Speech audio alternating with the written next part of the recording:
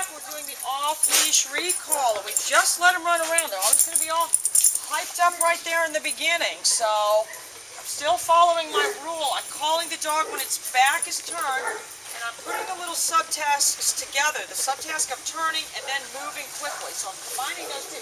I'm really not adding, at this point, with these younger ones, any kind of down or anything. I may do it with this Opie.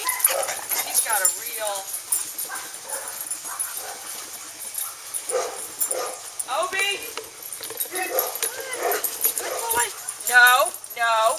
Down. Wonderful. Down. All through. All through. So you're kind of progressing. So now I'm adding that to it. So I'm putting three things together. All right, look at him over there, sitting over there. What a little beauty. Zoom in on that one. What a little beauty. So he is not facing away from me, you guys, but he isn't paying attention, so I can utilize this, and I'm going to do it by moving away myself a little bit. Chester! So once he looked at me, I was already moving away. Chester! Good! Then he just ran off, so I used my nick. Good boy. Wonderful. So remember, you guys, the reason we use the name for the recalls is that's what you guys are going to do if they start to run towards the street.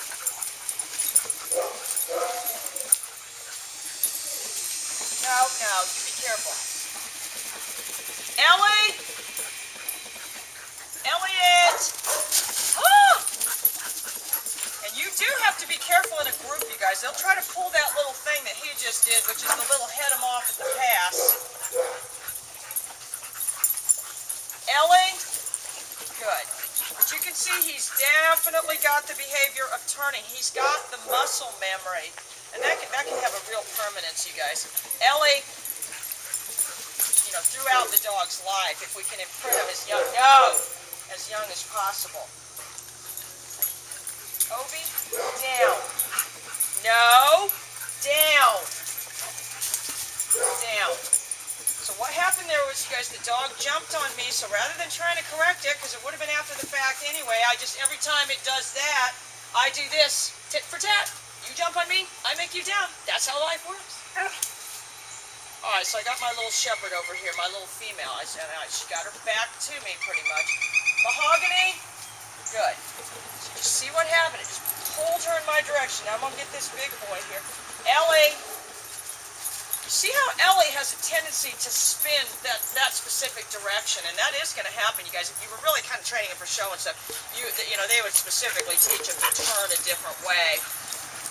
You know, but everybody uses e-collars, you guys. Every dog training discipline uses e-collars. That's why these people that want to ban them wouldn't have any luck, because people that compete in AKC obedience have used them for a long time. When that Tritronics come out with a collar called the Companion, it was $200. It was back in the early 90s. I mean, it was a revolution back then. But even back then, AKC obedience people were doing it. Some people would do it. Hunting dog people, you know, hunt test people use them. Retriever people use them. People use them even for search and rescue and stuff. They use them for police dogs. I mean, the list just goes on and on. I mean, the only ones that doesn't use them is the clicker trainers. And we don't hate the clicker trainers. We love the clicker trainers. Alright, so let me get this little, my little living Chester! Good. See what it did, though? It turned him towards me. Not as good as this shepherd, though. This shepherd's got a real exaggerated case of whip-arounds. But this is a good way, too, you guys. You see how that little female's beating up on him? I'm going to use this as a way to get her off of him if I have to.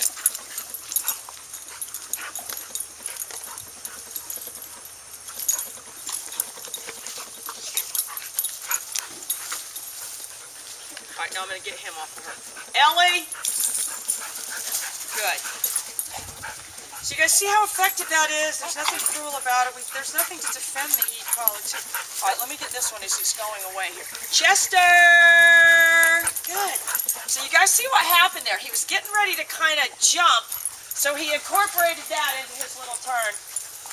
Bye, you guys. Have a great weekend.